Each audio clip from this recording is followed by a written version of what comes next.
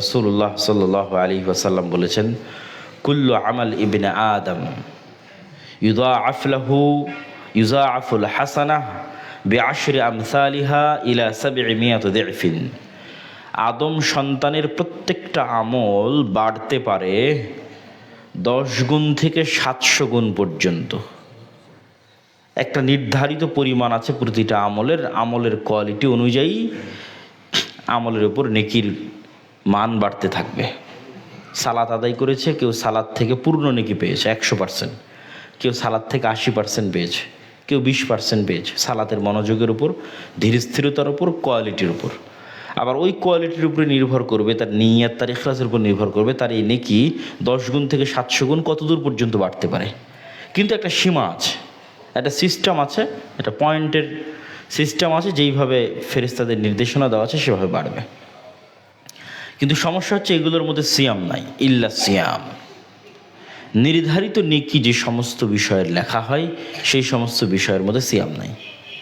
আল্লাহ সুবহানাহু ওয়া তাআলা বলেন সিয়াম ব্যতীত, কেননা ইন্না সিয়ামা লি ফা ইন্নাহু লি ওয়া আনা আজজি বিহি।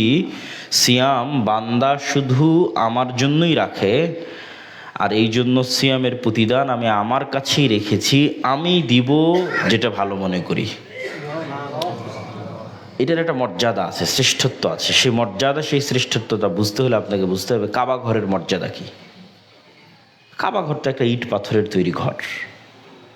কাবা ঘরের সম্মান এটা যে কাবা ঘরকে সম্পৃক্ত করা হয়েছে আল্লাহর দিকে।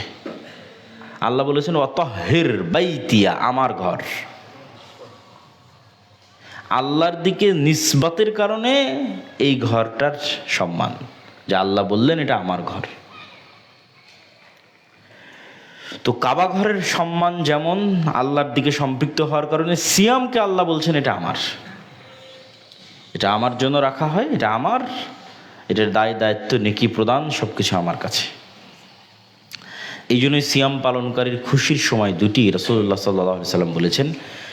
একটা তো যখন সে ইফতার করবে, আর একটা যেহেতু এই সিয়ামের কোনো নির্ধারিত নেকি লেখা হয়নি, তাহলে মানুষের মধ্যে একটা আবেগ কাজ করবে। যেমন কোনো রিয়ালিটি শোতে কী পুরস্কার পাওয়া যাবে বা কে পাচ্ছে সেই পুরস্কার, এটা ঘোষণা নিয়ে একটা টান উত্তেজনা থাকে। তো এই মুমিন বান্দার অন্তরে থাকবে যে কি পাচ্ছি আমি সিয়ামের বিনিময়ে আল্লাহর কাছে। কেন অন্যগুলোর নির্ধারিত ছিল, রিসিভ হয়ে গেছে, বোঝা যাচ্ছে যে আমার আমল নামা এত, এই অবস্থায় আছে।